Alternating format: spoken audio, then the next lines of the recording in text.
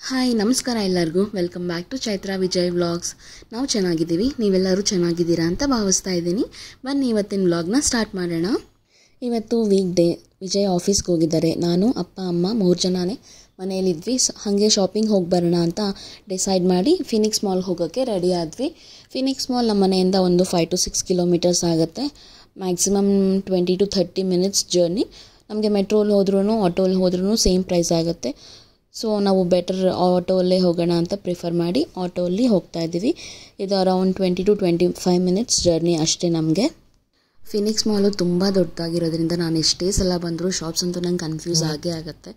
So ಅದಕ್ಕೆ ನಾನು ಇಲ್ಲಿ ಈ ಥರ ಎಂಟ್ರೆನ್ಸಲ್ಲಿ ಬೋರ್ಡ್ಸ್ ಇಟ್ಟಿರ್ತಾರಲ್ವ, ಯಾವ್ಯಾವ ಶಾಪ್ಸು, ಯಾವ್ಯಾವ ಬ್ರ್ಯಾಂಡು, ಯಾವ್ಯಾವ ಫ್ಲೋರಲ್ಲಿ ಇದೆ ಅಂತ ಫಸ್ಟ್ ನಾನು ಅದನ್ನು ಚೆಕ್ ಮಾಡಿಬಿಟ್ಟೆ ಎಂಟರ್ ಆಗೋದು. ಫಸ್ಟ್ ಇದು ಇವರ ಟೀ ಶರ್ಟು ಮತ್ತು ಇದು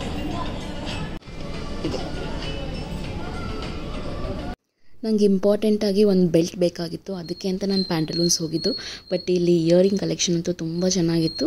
little bit expensive, but collection wise ತುಂಬ ಚೆನ್ನಾಗಿತ್ತು. ಅದಕ್ಕೆ ಅದನ್ನು ನೋಡ್ತಾ ಇದ್ದೆ. ಮತ್ತು ಡೈಲಿ ವೇರ್ಗೆ ಅಂತ ಒಂದೆರಡು ಟೀ ಶರ್ಟ್ಸ್ ತೊಗೊಂಡು ಆಮೇಲೆ ಈ ಬೆಲ್ಟ್ನ ಫೈನಲೈಸ್ ಮಾಡಿ ಅದನ್ನು ತೊಗೊಂಡು ಹೊರಗಡೆ ಬಂದ್ವಿ.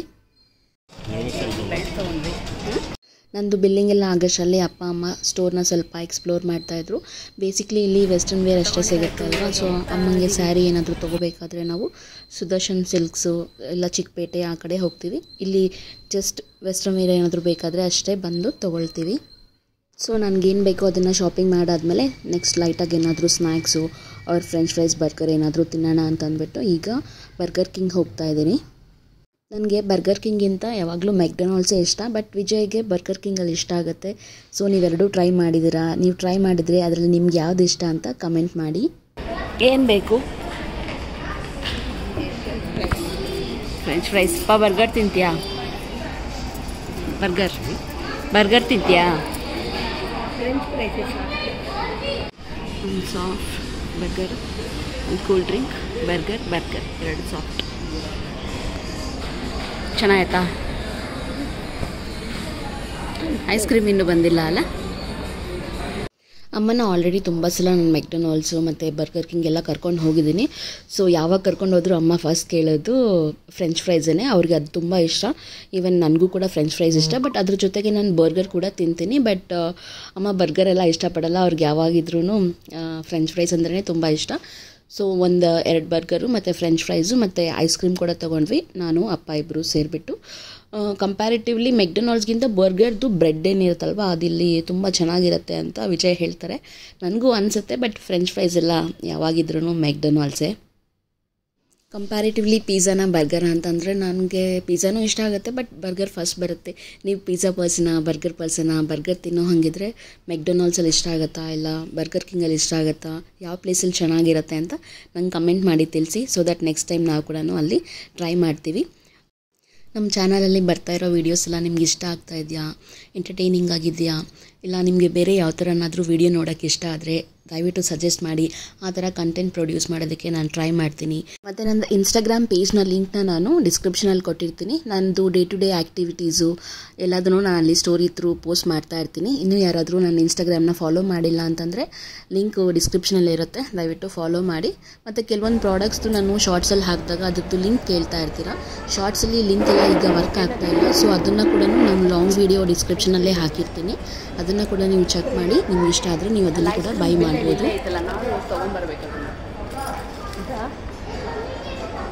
ಒಳಗೆ ಬಂದಿದ್ದೀನಿ. ಅಪ್ಪಗೊಂದು ನನಗೊಂದು, ಅಮ್ಮ ತಿನ್ನಲ್ಲ ಅಂತೆ. ಸೊ ಚೆನ್ನಾಗಿತ್ತಾ ಬರ್ಗರು? ಫ್ರೆಂಚ್ ಫ್ರೈಸ್ ಇಷ್ಟ ಆಯಿತಾ? ಬರ್ಗರ್ ಇಷ್ಟ ಆಯಿತಾ? ಎರಡೂ ಚೆನ್ನಾಗಿತ್ತು. ಐಸ್ ಕ್ರೀಮ್ ತಿನ್ನಲ್ಲ ನೀನು? ನಮ್ಮದ್ರಲ್ಲೇ ಸ್ವಲ್ಪ ಟೇಸ್ಟ್.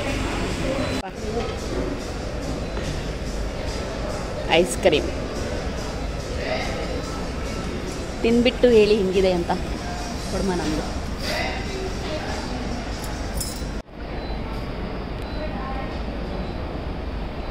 ಚೆನ್ನಾಗಿದೆ ಐಸ್ ಕ್ರೀಮು.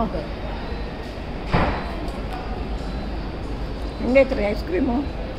ಹೆಂಗೈತೆ ಐಸ್ ಕ್ರೀಮು?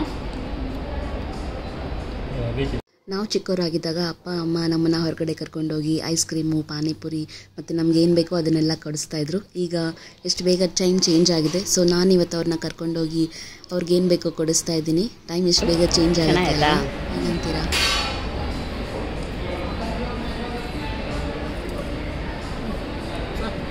ಸೊ ಶಾಪಿಂಗ್ ಆಯಿತು, ಲೈಟಾಗಿ ತಿಂದಿದ್ದಾಯಿತು. ಈಗ ಮನೆಗೆ ಹೋಗಿಬಿಟ್ಟು ಆಟೋ ಬುಕ್ ಮಾಡಬೇಕು. ಆಟೋ ಬುಕ್ ಮಾಡಿ ಮನೆಗೆ ಹೋಗ್ತೀವಿ. ಅಲ್ಲಿ ಮುಂದೆನೇ ಮೆಟ್ರೋ ಇದೆ. ಮೆಟ್ರೋಲ್ಲಿ ಹೋಗೋಂಗಿದ್ರೆ ಹೋಗ್ಬೋದು, ಬಟ್ ಮೆಟ್ರೋಯಿಂದ ಮತ್ತೆ ನಮಗೆ ಬಸ್ಸಲ್ಲಿ ಹೋಗಬೇಕು.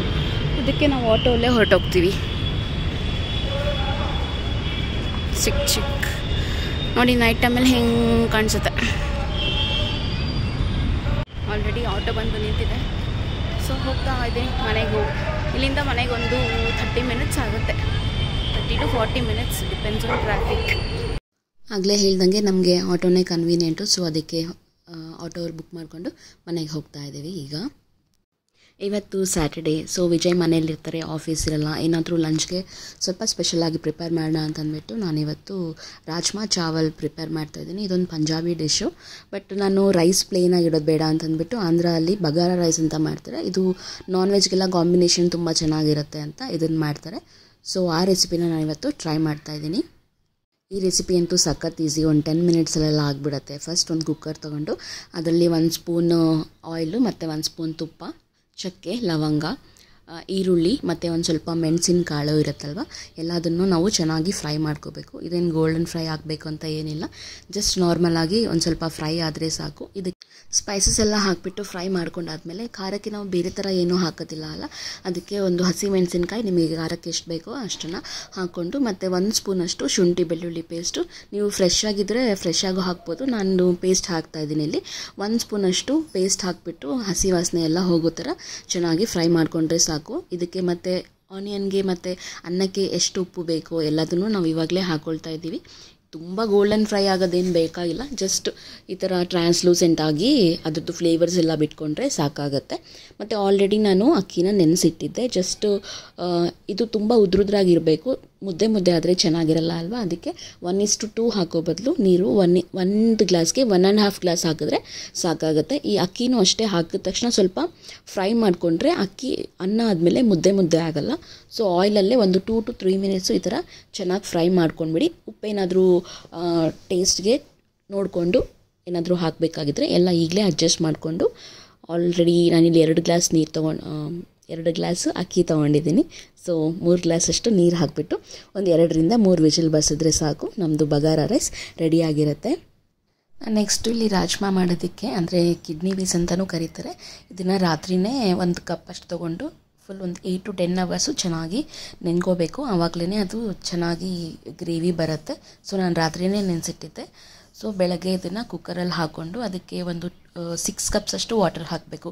1 ಗ್ಲಾಸ್ ರಾಜ್ಮಾ ತೊಗೊಂಡ್ರೆ 6 ಗ್ಲಾಸಷ್ಟು ನೀರು ಹಾಕಿಬಿಟ್ಟು ಅದಕ್ಕೇ ಸ್ವಲ್ಪ ಫ್ಲೇವರ್ಸ್ ಎಲ್ಲ ಚೆನ್ನಾಗಿಡಲಿ ಅಂತ ಬೇ ಲೀಫ್, ಪಲಾವ್ ಎಲೆ, ಚಕ್ಕೆ, ಲವಂಗ ಮತ್ತು ಒಂದು ಕಾಡು ಏಲಕ್ಕಿ ಮತ್ತು ಇದಕ್ಕೆ ಎಷ್ಟು ಬೇಕಾಗುತ್ತೆ ಉಪ್ಪು ಅಷ್ಟನ್ನು ಹಾಕಿಬಿಟ್ಟು ಇದನ್ನು ಒಂದು ಮಿನಿಮಮ್ 7 ರಿಂದ 8 ವಿಜಿಲ್ ಅಂತೂ ಬರ್ಸ್ಕೊಳ್ಳೇಬೇಕು. ಬಿಕಾಸ್ ಅದು ತುಂಬ ಹಾರ್ಡಾಗಿರುತ್ತೆ. ಜಸ್ಟ್ 3-4 ವಿಸಿಲ್ಸ್ಗೆಲ್ಲ ಏನೂ ಸ್ವಲ್ಪನೂ ಬೆಂದಿರಲ್ಲ. ಒಂದು 10 ವಿಜಿಲ್ಗಿಂತ ಮೇಲೆ ಬರ್ಸ್ಕೊಂಡ್ರೇ ಇದು ತುಂಬ ಸಾಫ್ಟಾಗಿ ಚೆನ್ನಾಗಿ ಬೇಯುತ್ತೆ. ರಾಜ್ಮಾ ಎಲ್ಲ ಬೇಯೋಷ್ಟೊತ್ತಿಗೆ ನಾನಿಲ್ಲಿ ಒಗ್ಗರಣೆಗೆ ಅಂತಂದ್ಬಿಟ್ಟು ಒಂದು ಬಾಣಲಿ ತೊಗೊಂಡು, ಇಲ್ಲಿ ವಿಡಿಯೋ ಕ್ಲಿಪ್ಪಿಂಗ್ ಮಿಸ್ ಆಗಿಬಿಟ್ಟಿದೆ, ಸೊ ಹಾಗೆ ಎಕ್ಸ್ಪ್ಲೈನ್ ಮಾಡ್ತೀನಿ. 1-2 ಸ್ಪೂನಷ್ಟು ಎಣ್ಣೆ ಹಾಕ್ಕೊಂಡು ಇದಕ್ಕೆ ಲೈಟಾಗಿ ಸ್ಪೈಸಸ್ ಹಾಕ್ಕೋಬೇಕು. ಬಿಕಾಸ್ ಅದರಲ್ಲೂ ನಾವು ಹಾಕಿರ್ತೀವಲ್ಲ. ಬಟ್ ಇಲ್ಲಿ ಹೋಲ್ ಗರಂ ಮಸಾಲ ಹಾಕಿರೋದ್ರಿಂದ ಅಷ್ಟೊಂದು ಸ್ಪೈಸಸ್ ಏನು ಹಿಡಿಯಲ್ಲ, ಸ್ವಲ್ಪ ಎಕ್ಸ್ಟ್ರಾನೂ ಹಾಕ್ಕೋಬೋದು. ಇದಕ್ಕೆ ಈರುಳ್ಳಿ, ಹಸಿ ಮೆಣಸಿನ್ಕಾಯಿ, 1-2 ಏಲಕ್ಕಿ, ಚಕ್ಕೆ, ಲವಂಗ ಮತ್ತು 1-2 ಟೊಮ್ಯಾಟೋನ ಸಣ್ಣದಾಗಿ ಕಟ್ ಮಾಡಿ ಇಟ್ಕೊಂಡಿದ್ದೀನಿ. ಇದನ್ನೆಲ್ಲದನ್ನು ಹಾಕಿ ಮತ್ತು ಆನಿಯನ್ಗೆ ಟೊಮೆಟೊಗೆ ಉಪ್ಪು ಎಷ್ಟು ಬೇಕಾಗುತ್ತಲ್ವ ಅದನ್ನು ಹಾಕ್ಕೊಂಡು ಚೆನ್ನಾಗಿ ಫ್ರೈ ಮಾಡ್ಕೋಬೇಕು. ಇದು ಹೆಂಗಾಗಿರಬೇಕು ಅಂದರೆ ಆಲ್ಮೋಸ್ಟ್ ಫುಲ್ ಸ್ಮ್ಯಾಶ್ ಆಗಿಬಿಡ್ಬೇಕು. ಟೊಮ್ಯಾಟೊ ಆನಿಯನ್ ಎಲ್ಲನೂ ನೀಟಾಗಿ ಮಿಕ್ಸ್ ಆಗಿಬಿಡ್ಬೇಕು. ರಾ ಇದ್ದರೆ ಚೆನ್ನಾಗಿರಲ್ಲ ಇದು. ಇದೊಂದೆಲ್ಲ ನೀಟಾಗಿ ಸ್ಮ್ಯಾಶ್ ಆದಮೇಲೆ ನಾವು ಅದಕ್ಕೆ ಸ್ವಲ್ಪ ಸ್ಪೈಸಸ್ ಎಲ್ಲ ಹಾಕೋಬೇಕು. ನಾನಿಲ್ಲಿ ಸ್ವಲ್ಪ ಉಪ್ಪು, ಅರಿಶಿನ ಮತ್ತು ಖಾರದ ಪುಡಿ, ಕಲರ್ ಬೇಕು ಅಂದರೆ ನೀವು ಕಾಶ್ಮೀರಿ ರೆಡ್ ಚಿಲ್ಲಿನೂ ಯೂಸ್ ಮಾಡ್ಬೋದು, ಒಂದು ಸ್ವಲ್ಪ ಧನಿಯಾ ಪುಡಿ, ಜೀರಿಗೆ ಮತ್ತು ಸ್ವಲ್ಪ ಗರಂ ಮಸಾಲ ಎಲ್ಲದನ್ನು ಹಾಕ್ಕೊಂಡು ಮತ್ತೆ ಚೆನ್ನಾಗಿ ಫ್ರೈ ಮಾಡ್ಕೊಳ್ತಾ ಇದ್ದೀನಿ. ಇದು ತುಂಬ ಹೈ ಫ್ಲೇಮಲ್ಲೆಲ್ಲ ಮಾಡೋಕ್ಕೆ ಹೋದರೆ ತಳ ಸೀದು ಸ್ಪೈಸಸ್ ಎಲ್ಲ ಬರ್ನ್ ಆಗಿರೋ ಥರ ಸ್ಮೆಲ್ ಬಂದುಬಿಡುತ್ತೆ. ಮೀಡಿಯಮಲ್ಲಿ ಮಾಡ್ಕೊಳ್ಳಿ. ಬೇಕಂದರೆ ನೀವು ಒಂದು 4 ಟೇಬಲ್ ಸ್ಪೂನ್ಸ್ ಅಷ್ಟು ವಾಟರ್ ಕೂಡ ಹಾಕ್ಕೋಬೋದು. ಸೊ ದಸ್ಟ್ ಅವಾಗ ಬರ್ನ್ ಆಗಿರೋ ಸ್ಮೆಲ್ಲೆಲ್ಲ ಬರಲ್ಲ, ಏನು ಹಸಿ ವಾಸನೆ ಇರುತ್ತಲ್ವ ಅದೆಲ್ಲನೂ ನೀಟಾಗಿ ಹೋಗಿ ಇದು ಗ್ರೇವಿ ಥರ ಫಾರ್ಮ್ ಆಗುತ್ತೆ. ನಾವು ವೆಜಿಟೇರಿಯನ್ಸ್ ಆಗಿರೋದ್ರಿಂದ ನಾವು ಇದೇ ಥರ ಬೇರೆ ಏನಾದರೂ ಆಪ್ಷನ್ಸ್ ಎಲ್ಲ ಹುಡುಕ್ತಾ ಇರ್ತೀವಿ. ನೀವು ನಿಮ್ಮ ಮನೆಯಲ್ಲಿ Saturday or Sunday, Saturday non veg ಯಾರೂ ತಿನ್ನಲ್ಲ, ಸಂಡೇಸ್ ಏನು ಸ್ಪೆಷಲಾಗಿ ಐಟಮ್ಸ್ ಎಲ್ಲ ಪ್ರಿಪೇರ್ ಮಾಡ್ತೀರಾ ಅಂತ ನಂಗೆ ಕಮೆಂಟ್ಸಲ್ಲಿ ಬರ್ತು ತಿಳಿಸೋದನ್ನು ಮರಿಬೇಡಿ. ಇದೆಲ್ಲ ಕುಕ್ ಆಗೋಷ್ಟರಲ್ಲಿ ನಮ್ಮದು ಬಗಾರ ರೈಸ್ ಏನಿದೆಯಲ್ಲ ಅದು ಕೂಡ ರೆಡಿ ಆಗಿತ್ತು. ನಾನು ಇದನ್ನು ಹೈ ಫ್ಲೇಮಲ್ಲಿ 2 ವಿಜಿಲ್ ತೊಗೊಂಡಿದ್ದೀನಿ. ನೋಡ್ಬೋದು ನೀವು, ತುಂಬ ಉದ್ರುದ್ರಾಗಿದೆ. ಇದು ಅನ್ನ ಸ್ವಲ್ಪ ಮುದ್ದೆ ಆದರೆ ಚೆನ್ನಾಗಿರಲ್ಲ, ಇದೇ ಥರ ಇರಬೇಕು. ಇದಕ್ಕೆ ನಾವು ಇವಾಗ ಸ್ವಲ್ಪ ಕೊತ್ತಂಬರಿ ಸೊಪ್ಪನ್ನ ನೀಟಾಗಿ ಕಟ್ ಮಾಡಿಕೊಂಡು ಮಿಕ್ಸ್ ಮಾಡಿ ಮತ್ತು ಕ್ಲೋಸ್ ಮಾಡಿ ಸೈಡಲ್ಲಿ ಇಟ್ಬಿಡ್ತೀನಿ. ಇದಂತೂ ಸಖತ್ತಾಗಿ ರೆಡಿಯಾಗಿತ್ತು. ಅಷ್ಟರಲ್ಲಿ ನಮ್ಮ ರಾಜ್ಮಾ ಕೂಡ ನೀಟಾಗಿ ಬಂದಿತ್ತು. ನೋಡಿ, ಆಲ್ಮೋಸ್ಟ್ ನಾನು 10 ವಿಜಲ್ ಮೇಲೆ ಬರ್ಸಿದ್ದೀನಿ. ಈ ಥರ ಸಾಫ್ಟ್ ಆಗಿಬಿಡಬೇಕು. ಗಟ್ಟಿ ಇದ್ದರೆ ಅದು ಒಗ್ಗರಣೆಯಲ್ಲಿ ಮತ್ತೆ ಬೇಯಲ್ಲ. ಇದೇ ಥರ ಫುಲ್ ಎಷ್ಟಾಗುತ್ತೋ ಅಷ್ಟು ನೀಟಾಗಿ ಅದನ್ನು ನಾವು ಬೇಯಿಸ್ಕೋಬೇಕು. ಮಿನಿಮಮ್ 10 to 12 ವಿಜಲ್ಸ್ ಅಂತೂ ಇರಲೇಬೇಕು. ಅಷ್ಟರಲ್ಲಿ ನಮ್ಮದು ಒಗ್ಗರಣೆ ಕೂಡ ರೆಡಿಯಾಗಿತ್ತು. ನಾನು ಇದಕ್ಕೆ ರಾಜ್ಮಾನೆಲ್ಲ ಹಾಕ್ಕೊಳ್ತಾ ಇದ್ದೀನಿ. ನನಗೆ ಯಾಕೋ ಇದು ಗ್ರೇವಿ ತುಂಬ ಬರಲ್ಲ ಅಂತ ಅನ್ನಿಸ್ತು. ಇದು ಪಂಜಾಬಿ ಸ್ಟೈಲ್ ಆಗಿದ್ದರೂ ಕೂಡ ನಾನು ಒಂದು ಸ್ವಲ್ಪ ಸೌತ್ ಇಂಡಿಯನ್ ಟಚ್ ಇರಲಿ ಅಂತ ತೆಂಗಿನಕಾಯಿ ಇರುತ್ತಲ್ವ, ಆ ತೆಂಗಿನಕಾಯಿಯಲ್ಲಿ ಒಂದು ಅರ್ಧ ತೆಂಗಿನಕಾಯಿ ಹೋಳು ಮತ್ತು ಒಂದು 5 ರಿಂದ 6 ಗೋಡಂಬಿನ ಚೆನ್ನಾಗಿ ನೀರಲ್ಲಿ ನೆನೆಸ್ಬಿಟ್ಟು ಅದನ್ನು ನೀಟಾಗಿ ಗ್ರೈಂಡ್ ಮಾಡಿಕೊಂಡು ಇದೇ ಗ್ರೇವಿಗೆ ಹಾಕ್ತಾಯಿದ್ದೀನಿ. ಸೊ ದಟ್ ಅದು ರಿಚ್ ಫ್ಲೇವರ್ ಕೂಡ ಕೊಡುತ್ತೆ. ಮತ್ತು ಇಲ್ಲೆಲ್ಲ ವಾಟ್ರಿ ಕನ್ಸಿಸ್ಟೆನ್ಸಿ ಅಷ್ಟೊಂದಿಲ್ಲ ಅಲ್ವಾ, ಸ್ವಲ್ಪ ಕ್ರೀಮಿಯಾಗೂ ಟೇಸ್ಟಿಯಾಗೂ ಚೆನ್ನಾಗಿರುತ್ತೆ ಅಂತ ಅಂದ್ಬಿಟ್ಟು ನಾನು ಆ ಥರ ಮಾಡಿದೆ. ಯೂಶಲಿ ನೀವು ಪಂಜಾಬಿ ಸ್ಟೈಲ್ ಮಾಡಬೇಕಾದ್ರೆ ಈ ಥರ ನಾವು ಹೊಸದಾಗಿ ಸೆಪ್ರೇಟಾಗಿ ಏನು ಹಾಕ್ತಿದ್ದೀವಲ್ಲ ಅದನ್ನು ಅವರು ಹಾಕೋದಿಲ್ಲ. ಈ ಥರನೂ ಚೆನ್ನಾಗಿರುತ್ತೆ. ನಮ್ಮದೊಂದು ಸೌತ್ ಇಂಡಿಯನ್ ಟಚ್ ಬೇಕು ಅಂತಂದರೆ ನೀವು ಈ ಥರ ಕೊಬ್ಬರಿ ಮತ್ತು ಗೋಡಂಬಿಯ ಪೇಸ್ಟ್ ಕೂಡ ಹಾಕ್ಬೋದು. ಇದಂತೂ ಸಖತ್ತಾಗಿರುತ್ತೆ ಟೇಸ್ಟು. ಈ ಸಲ ನೀವೇನಾದರೂ ಟ್ರೈ ಮಾಡಿದ್ರೆ ಈ ಥರ ಮೆಥಡಲ್ಲಿ ಒಂದು ಸಲ ಟ್ರೈ ಮಾಡಿ ನೋಡಿ ಹೇಗೆ ಬಂತು ಅಂತ ನಂಗೆ ತಿಳಿಸಿ.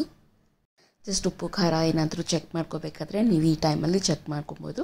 ಲಾಸ್ಟಲ್ಲಿ ಇನ್ನೊಂದು 5 to 10 ಮಿನಿಟ್ಸ್ ಅಷ್ಟು ಚೆನ್ನಾಗಿ ಬಾಯ್ಲ್ ಮಾಡಾದಮೇಲೆ ಇದಕ್ಕೆ ನಾನೀಗ ಸ್ವಲ್ಪ ಕಸೂರಿ ಮೇಥಿ ಕೈಯಲ್ಲೇ ಕ್ರಷ್ ಮಾಡಿಬಿಟ್ಟು ಹಾಕ್ತಾಯಿದ್ದೀನಿ. ಈ ಥರ ಕಸೂರಿ ಮೇಥಿ ಹಾಕೋದ್ರಿಂದ ಈ ಡಿಶಸ್ಗೆಲ್ಲ ಒಂದು ನಾರ್ತ್ ಇಂಡಿಯನ್ ರೆಸ್ಟೋರೆಂಟ್ ಟಚ್ ಬರುತ್ತೆ. ಯಾವುದಾದ್ರೂ ಗ್ರೇವಿ ಮಾಡಿ ಇದು 1 ಸ್ಪೂನಷ್ಟು ಕಸೂರಿ ಮೇಥಿನ ಕ್ರಷ್ ಮಾಡಿ ಹಾಕೋದನ್ನು ಮರಿಬೇಡಿ. ನಾನು ಲಾಸ್ಟಲ್ಲಿ ಸ್ವಲ್ಪ ಕೊತ್ತಂಬರಿ ಸೊಪ್ಪು ಹಾಕಿ ಗಾರ್ನಿಷ್ ಮಾಡಿಬಿಟ್ಟು ಮತ್ತು ಬೇಕಂದರೆ ಸ್ವಲ್ಪ ಲೈಟಾಗಿ ಗರಂ ಮಸಾಲನೂ ಹಾಕ್ಕೊಂಡ್ರೆ ಈ ಗ್ರೇವಿ ಅಂತೂ ಸೂಪರಾಗಿ ರೆಡಿ ಆಗುತ್ತೆ. ಏನು ಚೈತ್ರ, ಸ್ಯಾಟರ್ಡೇ ಇವತ್ತು ಏನು ಮಾಡಿದ್ಯಾ? Andhra style bagara rice. ಇದನ್ನು ಯೂಶಲಿ ಅವರು ನಾನ್ ವೆಜ್ಗೆಲ್ಲ ಮಾಡ್ತಾರೆ. ನಮಗೆ ಪನ್ನೀರ್ ಕರಿ ಈ ಥರ ಕರೀಸ್ಗೆಲ್ಲನೂ ಚೆನ್ನಾಗಿರುತ್ತೆ. ನಾನಿವತ್ತು ಈ ಬಗಾರ ರೈಸ್ ಮತ್ತು ರಾಜ್ಮಾ ಕರಿ ಮಾಡಿದ್ದೀನಿ. ಓಕೆ. ಸೊ ಜೀರಾ ರೈಸ್ ಬೇರೆ, ಇದು ಬೇರೆನಾ? ಬೇರೆ ಬೇರೆ ತೋರಿಸ್ತೀನಿ.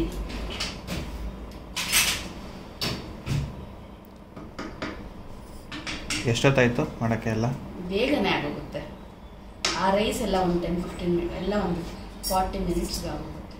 ಓಕೆ. ಸೊ ಇದು ಕ್ವಿಕ್ ರೆಸಿಪಿ ಅಂತ ಆಲ್ಮೋಸ್ಟ್ ಯಾರಾದರೂ ಅರ್ಜೆಂಟಾಗಿ ಮಾಡ್ಕೋಬೇಕಲ್ಲ.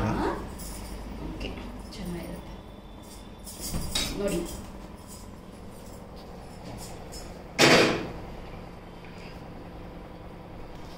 ಇದ್ರ ಜೊತೆ 4 ಸೌತೆಕಾಯಿ, 2 ಆನಿಯನ್ಸ್,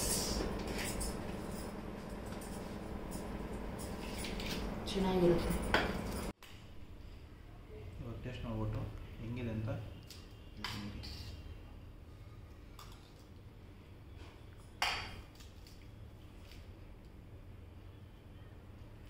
ಫಸ್ಟ್ ಟೈಮ್ ತಿಂತಿರೋದಾ ರಾಜ್ಮಾ ಕರಿ? ಮತ್ತು ರಾಜ್ಮಾ ಕರಿ ತಿಂದಿದ್ದೀನಿ, ನೀನು ಮಾಡೋದು ಫಸ್ಟ್ ಟೈಮ್ ತಿಂತಾ ಇದ್ದೀನಿ. ಓಕೆ, ಚೆನ್ನಾಗಿದೆಯಾ? ನಾನು ಫಸ್ಟ್ ಟೈಮ್ ಟ್ರೈ ಮಾಡಿದ್ದು. ಚೆನ್ನಾಗಿದೆಯಾ? ಚೆನ್ನಾಗಿದೆ. ಪಂಜಾಬಿ ಜೊತೆಗೆ ಲಿಟಲ್ ನಮ್ಮದು ಸ್ವಲ್ಪ ಟಚ್ ಇದೆ. ಹೌದು, ಅಥೆಂಟಿಕ್ ಸೌತ್ ಇಂಡಿಯನ್. ಹಾಂ, ಸ್ವಲ್ಪ ಸೌತ್ ಇಂಡಿಯನ್ ಟಚ್ ಇದೆ. ಸೊ ಹಾಗೆ ಟಿ ವಿ ನೋಡ್ಕೊಂಡು ಊಟ ಮಾಡ್ತಾ ಇದ್ದೀವಿ. ಟೈಮು ಆಲ್ಮೋಸ್ಟ್ 2 o'clock ಆಗಿದೆ. ಚೆನ್ನಾಗಿದೆಯಾ?